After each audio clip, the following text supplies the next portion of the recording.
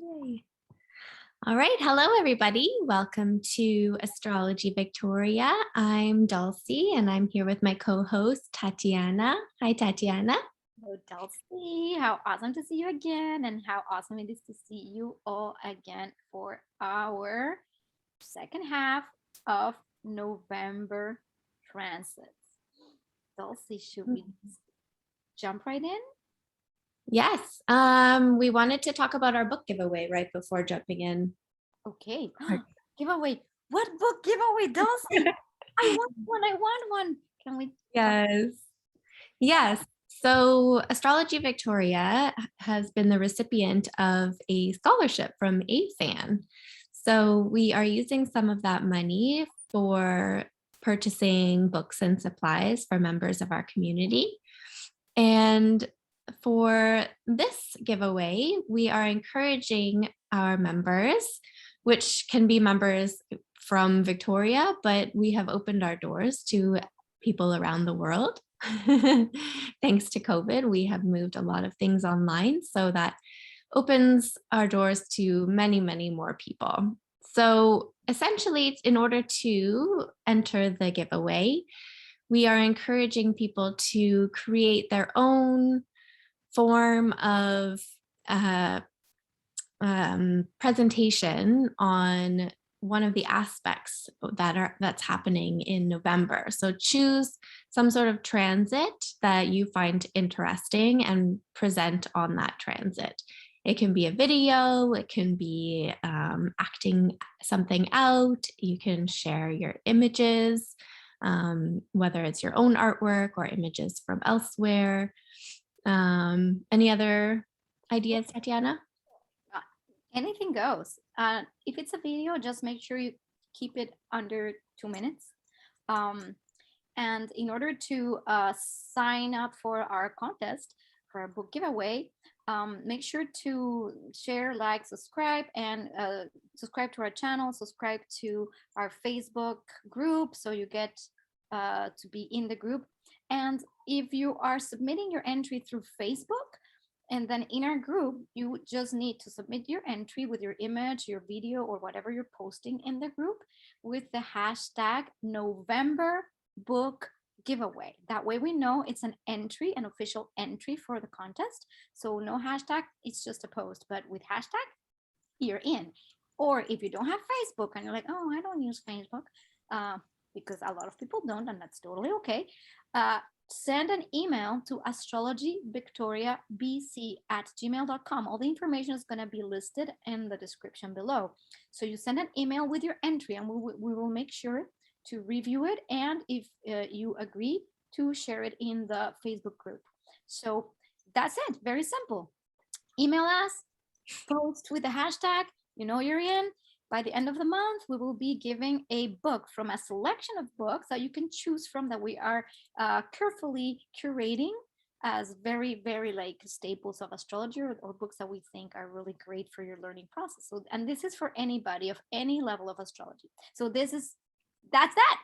Yay for book giveaways. You have to the end of the month until November 30th to submit. Awesome. All right. So with that, we're going to jump into the rest of November.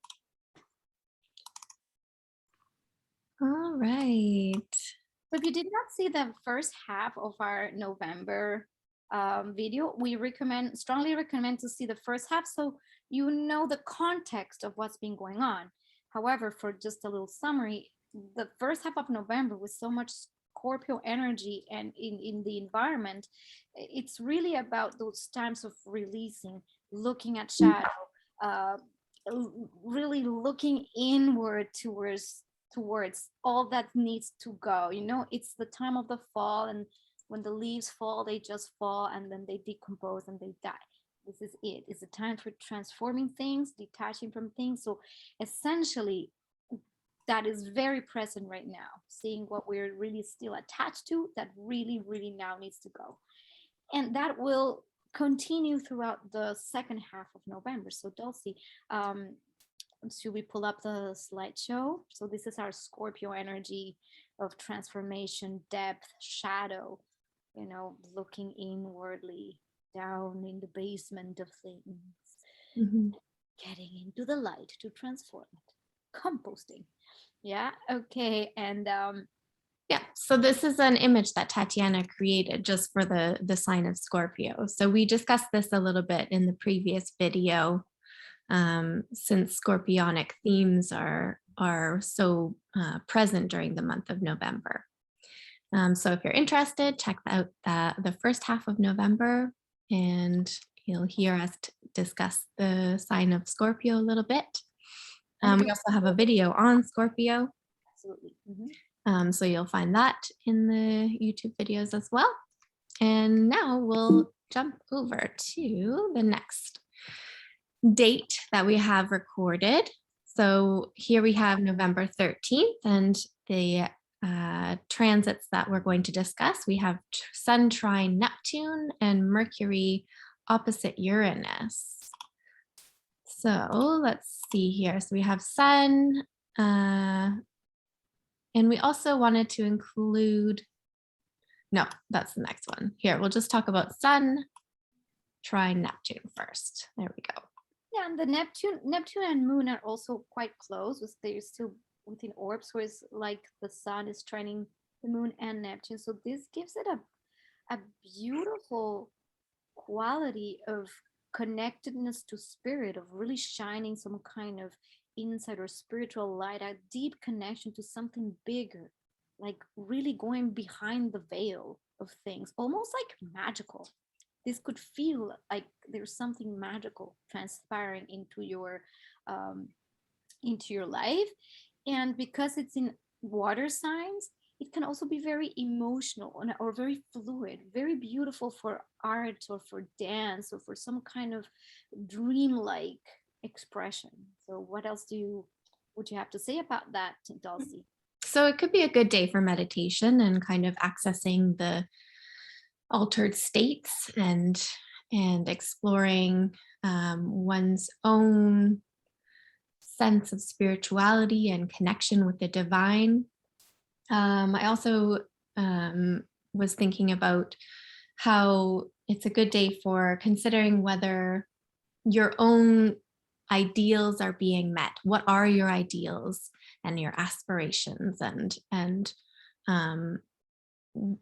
how are you reaching those ideals, and how are you kind of, are you anywhere close to what your ideals are, spiritually or just in your day-to-day life? And perhaps it's not about putting a solid practical plan into place for reaching those ideals, but perhaps it could be a day of just exploring those ideals and maybe imagining them and really just reveling in them and getting excited about them, perhaps. And it could be a day of being of service to others. With the Neptune, it's about other people and your connection with other people. It's less about the self. So Yes, more about the everything and the interconnectedness, and how the collective consciousness or this collective waters, right? So it's a great day also to maybe be in the water or to dance. With Neptune, dance and movement and flow is very, very well aspected, because sometimes when we're too much in the mind, and we'll see with the next aspect of Mercury opposite Uranus, there can be so much going on up here, the monkey brain, that sometimes just unplugging and just moving, dancing, flowing, it's let's say healthier if you would like to do something on that day, especially because the Mercury opposite Uranus that we all have on the same day, it's not just Mercury, it's Mercury and Mars together. So Mercury Mars can be very assertive, but it can be also aggressive words, offensive words, depends on your state of being and what you're working with and how you normally process information. It also depends on your natal chart. And when it's opposing Uranus, there can be such restlessness in your mind, or even combative energy, or the ground shaking, or aggressive comments. So you know what, a good day to avoid social media and entering those debates that are like incendiary, because you'll get caught in them. So is that the best thing you can you is that how you can best use your energy? And I feel that this aspect of like Mars Uranus, that it's going to be very active for like at least one whole week, like very active. And in Scorpio, Mars in Scorpio and Mercury in Scorpio, and all this Scorpio energy trying to look deep, deep, deep, deep, deep. It's like, you know, I told this to Dulcie earlier. Imagine you kick a log, you know, and you kick it and it turns over like really suddenly, and then all these bugs come out and worms and spiders, and you're like, ah, like suddenly, and it creates this like, ah, what do I do, what do I do, you know, it creates that state of mind because a lot of stuff is coming up. So it's either personal stuff, if it's really aspecting your chart, especially if you have anything within these degrees, the mid degrees of Scorpio, Taurus, Aries, or Lib, or Leo or Aquarius, the fixed signs. You might feel that this is like speaking to you very directly. Like you're kicking the log, you're seeing all the shadow, and you're going deep into looking at that. And it can create a lot of restlessness. So that's like one interpretation. Dulcie, what else would you like to say about that aspect? Yes, I like your inclusion of the word restlessness. On days when Mercury and or Mars are connecting with Uranus, I do find that I have kind of scattered thinking, just, feel like I just drank 8 cups of coffee and now I can't sit still. My brain is going a million miles an hour. But I'm not focusing on just one topic. I've got so many things going on in my brain. So kind of, yeah, scattered thinking, restlessness, anxiety, those kinds of things can be involved when Mercury or Mars are connecting with Uranus. And also, Um, yeah. you can also maybe say something very impulsively that you will later regret. That's also a possibility, because it's just like, ah, I'm so fed up with this, and you know, and then there's this like shaking energy, and then you just say something and you post something on social media that you cannot take back. Yeah. That kind of thing, and it just adds fuel to a fire that, you know, like a revolutionary fire. And yes, there is a place for revolution and for emancipation and for speaking up again, you know, for trying to maybe rebel a little bit. However, to what extent is just pure rebellious energy and almost like reckless, because this aspect of Mars to Uranus has a quality of recklessness, you know. So not a good day to just like be like hasty and cutting with a knife. And when you're cooking, be careful, you may cut yourself. This is the one of those kinds of things that happens, like you're the energy is edgy and, Yeah. you know, and fast and electric. And so in a day like this, it's much better to go towards that Sun trine Neptune energy, where you can channel the energy, you know, through something a little bit more fluid and less jagged. I feel the jagged energy of Uranus and Mars is very, you know, Yeah. Not paying attention to detail. yeah. But also with that Uranus involved, perhaps like you might be open to a new perspective. So somebody might say that sudden um, expression, verbal, I don't know, whatever they say, and it might actually change your perspective on something. You might see something in a completely different way. So that could be helpful. Yeah, and well, it is also good to mention that, well, within evolutionary astrology at least, the Taurus and Scorpio axis has everything to do with like resources, like how we, you know, Taurus is resources, how we nourish ourselves, how we get what we need to survive, basically. And Scorpio is how we merge with others. So it's personal versus others, in corresponding to the second house and the eighth house. So this could also, from that perspective, mean that there might be also some ground shaking things regarding like finances. You know, when Mercury, when um, Uranus is in Taurus, it changes the way we get our resources. Basically, it asks for an upgrade in how we're doing that. So that might destabilize the financial markets as well, and we may uncover things, from the Scorpio energy that are really putrid, that no longer work into how we get our resources in a more sustainable, responsible way. So that can like trigger that as well, or talks around that, and we'll see like maybe some money talks or those things like that coming up, um, especially with Venus being in Capricorn, that we'll talk about in a little bit. So, well, that's a little bit that, and this kind of earthquake energy, like that kicks the log or shakes the ground, and it will be present. So make sure you stay really centered, so that doesn't like completely get you off balance. Mhm. Next. All right, that's good. Let's move on. So next we have November 16th, and we have Sun square Jupiter, Sun sextile Pluto, and Mars opposite Uranus. So let's start with our Sun square Jupiter. Here we have Sun square Jupiter. Okay. And with that, that can be sort of feelings of grandiosity and optimism with Jupiter, the expansive nature of Jupiter. We can be feeling excited about things that we are about to do or things that we are planning. It's also possible that we could take on more than we can handle as well. We get a little bit overexcited, and we take on more responsibilities. But with that Jupiter as well, we might have the energy and the stamina to get a lot accomplished that day. And also, not to mention that when we have a Jupiter square Sun, there could be this sense of like the ego might get way too expanded, like somebody that gets very I know more than anybody else kind of attitude.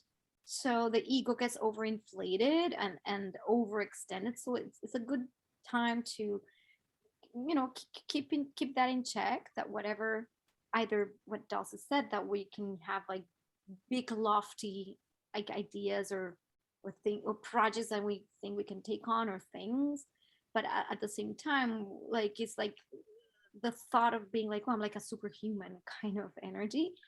And like, no, let's get real. With this energy, it's much better to go towards Saturn, and towards the conservatism of Saturn a little bit, because it's more realistic, it's more grounded, it's more balanced. So yes, when we think, oh yeah, and we're gonna accomplish this and we're gonna do that, and I'm like, it's not, oh, I can take care of this. Of course I can do that. Like, hey, of course, da. And then like, oh my God, it's much more. So the boastful feeling. So it's a good time, if you feel that coming up for you, to stay realistic and know really what you can really handle, and stay humble. That would be the best advice for this day. Mhm. At the same time, we do have a Sun sextile Pluto, which the sextiles are usually an energy that's latent but not necessarily in your face. So something that you can take advantage of, like, oh, I actually can take an advantage to bring to light issues of control, of issues of where you have attachments to something. Sorry, guys.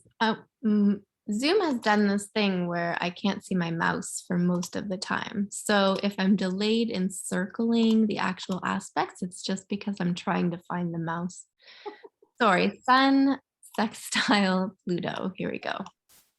So that energy, again, is where are we attached also. Like, it can bring the possibility to have some transformation in your identity and the nature of your attachments towards power, control, and desire to be seen, or like, I want this, I want that, it can bring this opportunity for transformation in areas where you need to relinquish control.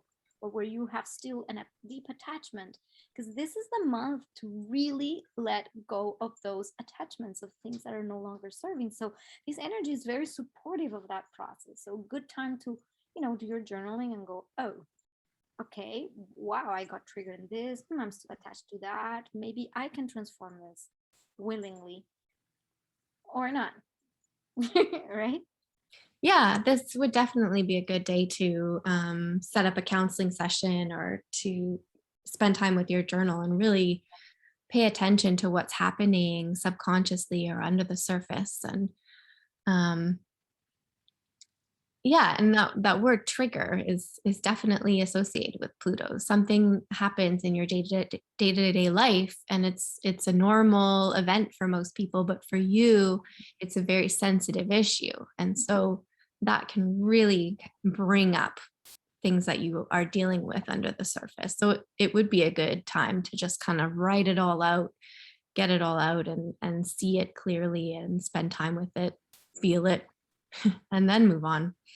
Absolutely. Um, I wrote down a catalyst for making the necessary changes in the day-to-day life. So Pluto's kind of really that force for transformation. And then the stamina to get to the bottom of an issue. So taking really able to take that time and and figure out what is going on for you and um, what you are feeling, how you're processing it, and how you can move forward. Yeah, transformational energy, it's really supportive. So are you willing to make those changes and detach from those things that are you're really not needing anymore, and do it gracefully? I mean, not there's not much grace in this. It's not like a Venusian thing, but like just do it, and you'll see how liberating this can be when there's that transformation, you know.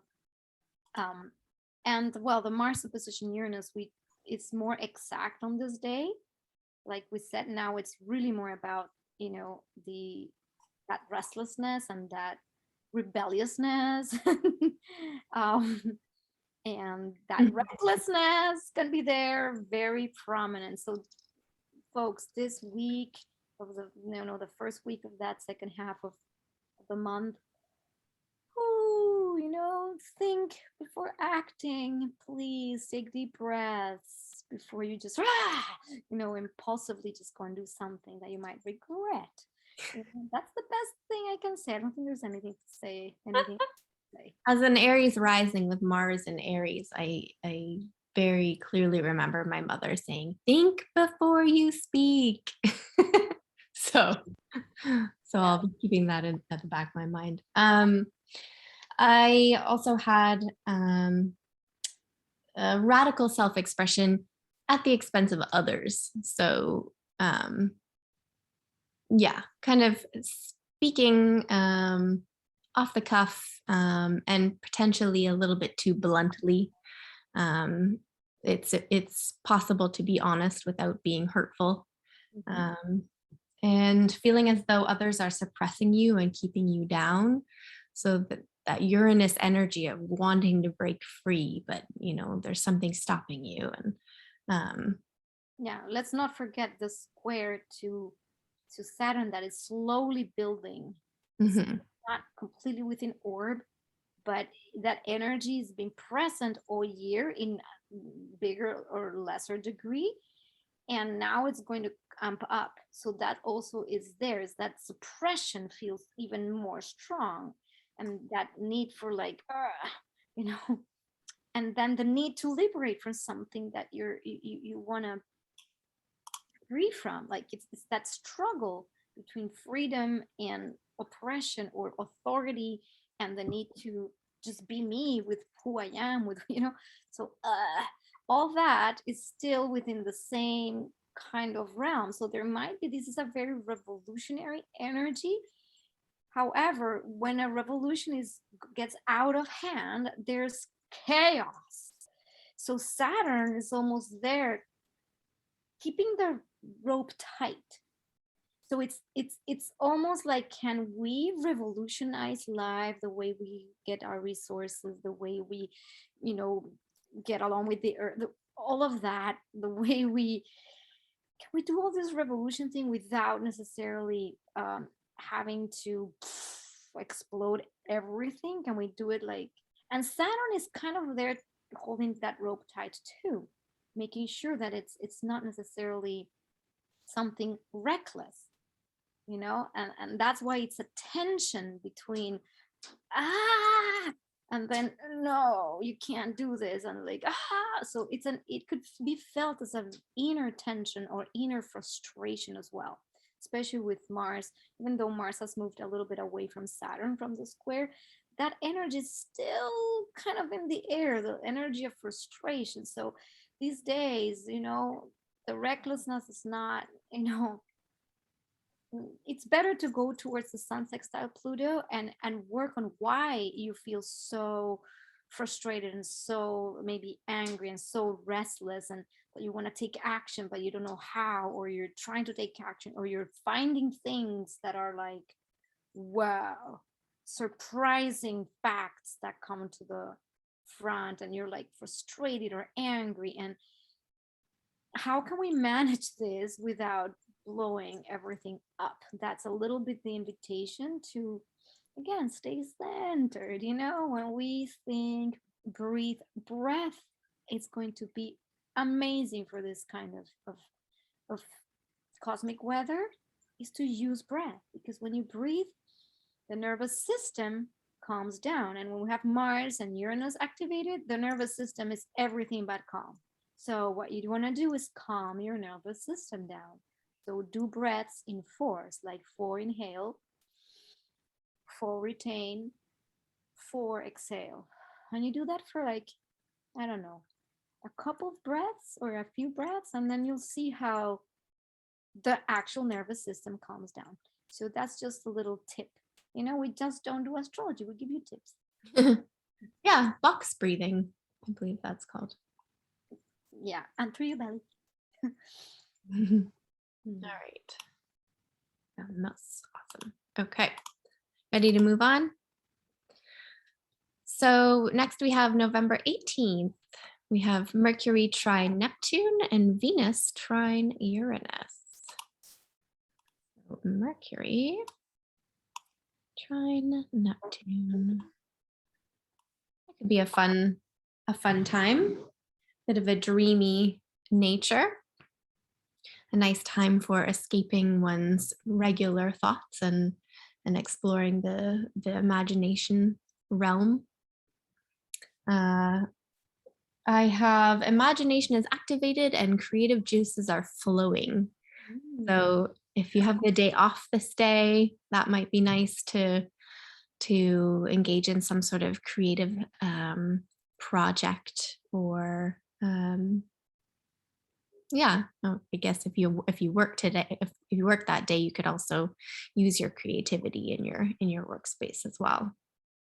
You might be a little bit disinterested in regular practical tasks. Yeah, that's So, the day like this. yeah. So if possible, it might be nice to kind of minimize some of those and enjoy your creative side that day. Especially with Venus trining Uranus too. Yes, exactly. Yeah. Make some quirky art. Yeah, definitely. That is a perfect day for quirkiness. Quirkiness is perfect for trying something absolutely new and different. With Venus trining Uranus, there might be, well, there's a lot of with the trine to Neptune, of course, there's this dreaminess, this access to higher levels of consciousness, to dreamscape, to movies. Is a great day also to watch movies like fantasy, you know, like getting to your ideal daydreaming of like what you would like life to be, things to be. It's great. And then the bubble pops or whatever. But hey, relish. And with Venus trine Uranus, well, that also could bring like surprising people into your life, like relationships that have come in, out, ooh, wonderful, gone, and you're like, whoa, what was this? You know, it's also a great day if you were thinking of like dyeing your hair pink. Why not? That's a good day for that. You'll probably like the result, you know. Yes, you know, try something different, something new, maybe something expressive. Again, Venus has also something to do with relationships, value. Wow, value, money are always tied to Venus because Venus is the magnet. What attracts is the feminine principle of attraction. And because it also rules Taurus and Libra, it's about resources, money, value, anything that is valuable, what I love. So Venus in Capricorn, it make value more of like the achievement, the goal setting, or commitment. You know, there's something about Venus in Capricorn that has some strong value in something that is like, well, this is this to what you're going to be serious about this. You know, there's some seriousness to Venus in Capricorn that wants to achieve things. So there might be again, this could be tied to maybe financial things. Maybe you're considering changing something around the way you invest your money, or the things you even value. You might want to change certain things around for something that is more valuable to you, that you can actually get some profit from. Like this can be good times for that if you're thinking of making certain changes. Again, it's not only just money, it could be relationships, it could be some kind of artistic expression that's quirky and fun and different. And with Sun trine Neptune, there might Sun, the Mercury trine Neptune, there might be this sudden insights, spiritual insights, and to go and maybe connect to something that you've never thought of, like go to a kirtan. You know, I don't know if that makes sense. Do you even know what a kirtan is? If you don't know, Google it. You know, that's the kind of thing. Go and do something completely different that might connect you to something that's fantastic and fantabulous, and you might get a really awesome day. And let's not forget that we still have the square to Jupiter going on. So it you know, there's a lot of grandiosity to this day. You know. So yeah. And remember that we still have the exact opposition to Mars and Uranus. So this is just adding up to the other elements that are still present. So the restlessness is still there, the all of that is still there, but this day is the day where you can go and like it's a day for liberation. If anything, I feel this day is a day for liberation. You're gonna take the energy, take it to free your mind and free your spirit, because that's what Mercury trine Neptune does, and Venus trine Uranus is telling you free yourself. You know, and try something new, see what happens, see what comes into your life, even if it's for a short period of time. Yeah, that's my 2 cents. I think that's great. I am ready to move on to the full moon on November 19th. So that's happening super early in the morning. For us here on the West Coast, it'll be around 2 a.m. Eastern, that would be about 5 a.m. So we have a partial lunar eclipse, and that's in Taurus. And the reason it's an eclipse is because when the lunations happen close to one of the nodes, that's when it becomes an eclipse. So we're starting our eclipse season here. So we're having a full moon here next to the North Node. And when the moon moves and goes all the way to the South Node here, that will also be an eclipse. It'll be a solar eclipse. So yeah, Tatiana, do you want to say anything about the full moon lunar eclipse? We might actually do a more comprehensive video on this, but like as a basic thing, because this is just an overview of the second half of the month. Well, eclipses are also these kind of portals of opportunity for like an evolutionary leap. That's what they come about every 6 months, where the eclipse season, and this is like these checkpoints of evolutionary leaps. That's why they're connected to the nodes. And this is from evolutionary astrology. It's very important because the nodes point towards evolution, how we're making this like cycles that go up and keep evolving into the next, the next, the next, the next, the next. So this is these checkpoints where we go like, we get squeezed into the next cycle. So in this particular eclipse, well, we see that the moon, it's well, it is in trine to Pluto, so it is activating very intense desires for transformation, inner, what's inside, and also I feel that there is a need to, with the square also to Jupiter, where there might be a tendency to overindulge and hoard, especially because we have Taurus energy. So it can be this sense of overindulgence, accumulation, just me, I want this, I want that. But with the trine to Pluto, there's almost like intense emotions can be brought to the surface to be transformed, and also if this might bring about what needs to, again, this is this checkpoint of what are we releasing from that is not essential to our survival, especially because in Taurus we've been talking about Uranus and Taurus being this force that's trying to completely shift the way we get our resources, our food, and this is at a larger collective scale. So in a smaller scale, how can you minimize? Are you still like hoarding, wanting more, like overextending it, being excessive? And is there not a way to maybe do that checkpoint of release from the things that are no longer really needed, that you're still attached to, that you think you need to survive, that, all these things is like, this is a time of kind of almost minimizing, I feel, and well, that's kind of how I feel this energy. And so, well, that's like a basic overview. We'll have like a much deeper overview, but this is kind of how I feel this energy. What do you feel, Dulcie? Yeah, I think similar with the North Node in Hellenistic astrology. It's described as or Achyuta Bhavadas, my teacher, he describes it as being related to increase for better or worse, and the South Node is related to decrease for better or worse. So the moon here is next to the North Node, so it's bringing up themes of excess potentially, as well as being square to Jupiter, which involves things of excess. So we might be aware of what is excess in our life, what we have too much of. And as you're saying, with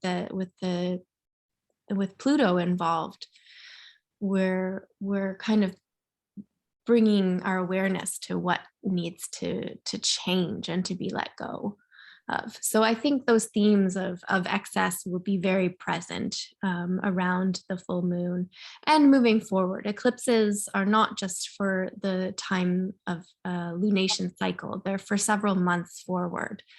So I think this will be the beginning of a change that will take place over several months. Yeah, and I think we're detoxing. This would be a perfect day for the detox, for the actual bodily detox, because also Taurus is very linked to the actual physical body as well. So it's a good day for the detox. Like, take your herbs or your water with lime, and do a detox or a liver detox. It's a good day for that because you align with these energies. You're purging from your cells, from your body. You're just detoxing.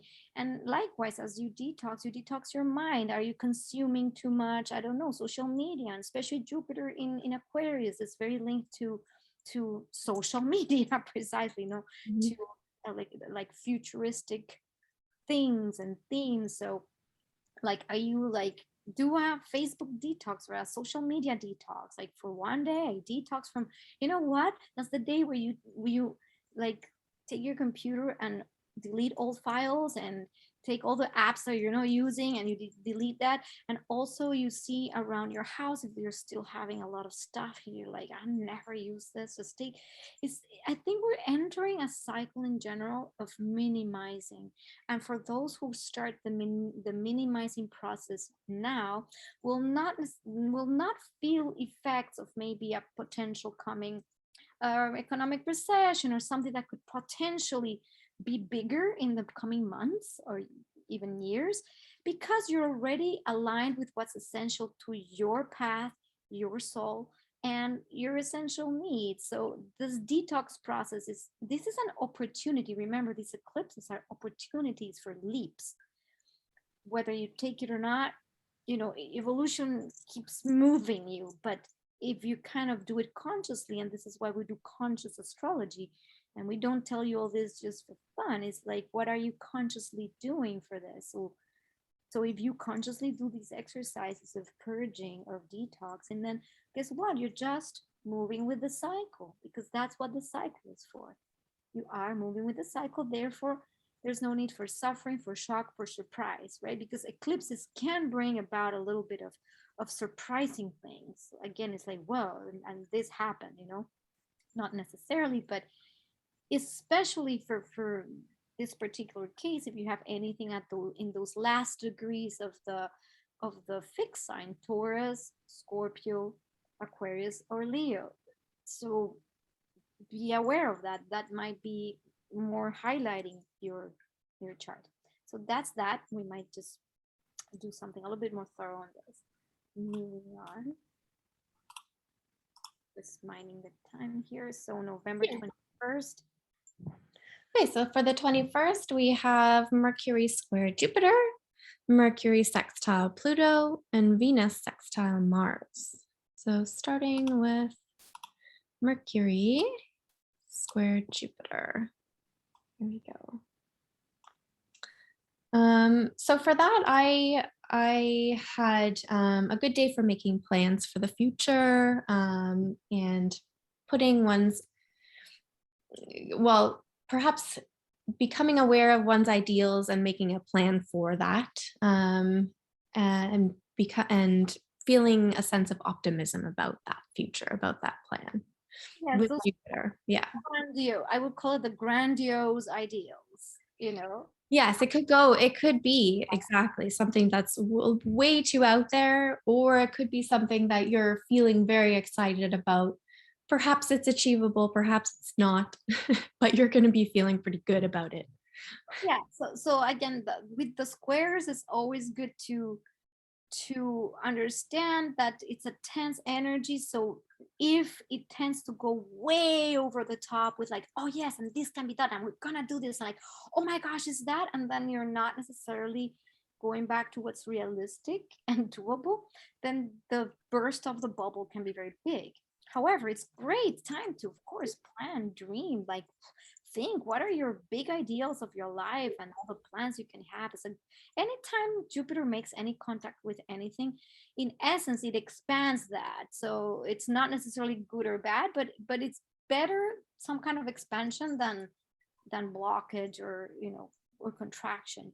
However, there's not really a good or bad to Jupiter. It's more like, what's its function? Is this expansion? So we're expanding the mind. Mercury is expanding, but it can expand so much that, well, you went too far. So again, keep it realistic, and you'll see that this will help you really align with ideals that are really important to you.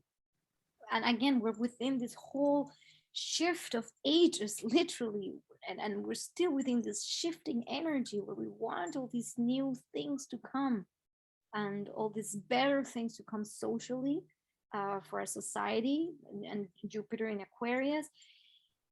And what ideas are coming to you that are realizable? That would be the thing. Mhm. And yeah, and the little sextiles also help. Again, is these energies that can help you see again what's hidden, what's lurking, what has not been addressed, like deep exploration of mental attachments, or Pluto and Mercury have this also very focused, intense energy to get to what you want, like mentally obsessive almost. So, but it's in a good way, because the obsession in this case with a sextile is not like a unhealthy obsession. It's more like, I want to achieve this. I have this thought and I know we can do it. Is there's a penetrating energy of achieving what you are, your ideals. So that's almost like a it's a force. It's a force, a raw force that fuels these ideas, these ideals, this momentum for action, for also looking deeper. We're still in Scorpio, so we're still looking deeper into dynamics of power. So anytime there's any kind of dynamics like that, we still want to keep the what I was saying, the I forgot what I was saying. Blah blah blah blah. Anyway, I forgot completely. Anyway, Yeah. forgot the point. Everything else, I just, when I get into my channeling mode, and then anyway. Yeah. So with Mercury, Pluto, yes, Pluto is kind of bringing up those deep needs. Those on this day, it might be a good day to actually bring up those deep topics with others, and you'll be able to explore them in a more healthy way potentially, without becoming hurt or overwhelmed. A desire to explore hidden meanings and read between the lines, and perhaps reading people's behaviors rather than just what they're saying will be a bit more in tune to those kind of social elements. Yeah. And with Venus extending that Mars, there's this potential for like having a lot of enthusiasm and like vitality, for like fun. Venus is love, fun, enjoyment. So there's that too, that is possible, like a very peppy energy. I feel it. It's kind of so make it fun, make that deep exploration fun. It has that potential. It doesn't have to be the deep, difficult, therapeutic approach. It could be something just fun, like a fun dynamic conversation, even just that. Mm-hmm.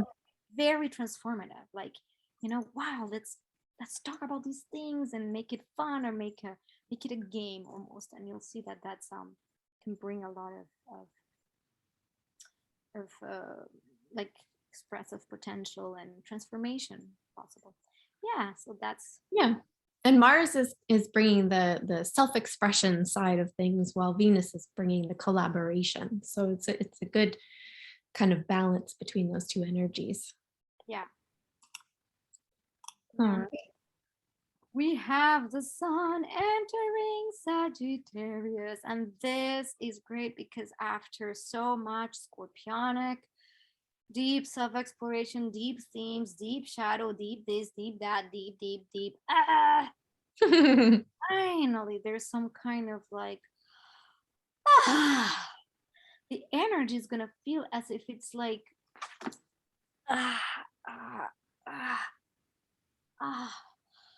wow, a little bit of lightness coming into the finally. And with this energy, we'll like very briefly we'll touch on the Sagittarian energy, is the energy of exploration, adventure, truth, seeking for truth and meaning. It's the adventure of life, good or bad, it doesn't matter. It's just an adventure. There's this connection to luck and optimism and just great big adventure, wisdom.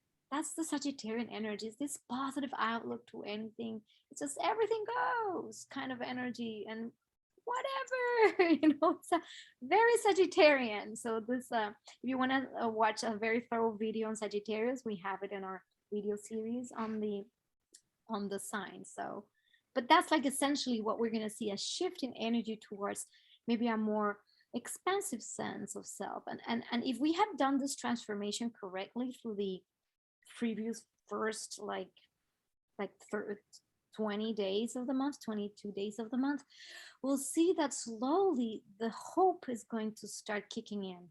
The hope, the alignment. You know, there's like when you see shadow, when you do purges, then suddenly there's this influx of energy that brings you into alignment. And suddenly with alignment comes like meaning, and with meaning comes like excitement and motivation, and then there's hope. And so we'll see a little bit of more of this coming into at the end of November. So you see it's like finally that window's open. So if everything has been feeling like I can't do it anymore, there's gonna be a little bit more of hope coming. So yeah, that's as the sun enters Sagittarius, and Mercury will enter Sagittarius as well. So yeah, Mercury enters Sag on the 25th. So that's shortly after. last week of November basically is a little bit more hopeful, a little bit lighter, provided you did the composting process. Otherwise, if you did not do the composting process, you're gonna have still a full trash can. Gotta empty that trash can. Gotta empty it so we can have these new things. All right. Yeah, the new energy. And for our last slide today, we have the November 28th. The Sun conjunct Mercury and Mars trine Neptune. So here is Sun and Mercury, which has happened already. That's not the first time that that's happening. Kind of a heightened mercurial nature. So anything mercurial, whether it's communication, kind of like short distance travel, exchanges of any kind. Studies, studying, learning. Yeah. Yeah, and in Sagittarius, there's a desire to learn more, maybe about some spiritual topic or some kind of a religious, philosophical thing. And you might be very excited about talking philosophy, ideas, ideals. Like it's very, maybe there's something new coming up. Maybe you got a breakthrough of some kind, like an awakening of some kind during this whole process. You might have had an aha of some kind. And with Mars trine Neptune, I always see this as like the spiritual warrior almost, like, but in the sense that if you have found your own alignment for your own truth and your own purpose and meaning, which is very linked to that Sagittarian energy, with the trine to Neptune and Mars, there's almost like this finally you're aligned with something that's bigger than yourself, and you can let yourself be a vessel of action. So you, the Mars, the action, become more of an instrument of the divine. But that only comes with true alignment. Once you've released and then you're aligned with something new, something more that's truly you, that's in your core, you can go and act for whatever you do in this life with just being that channel for action.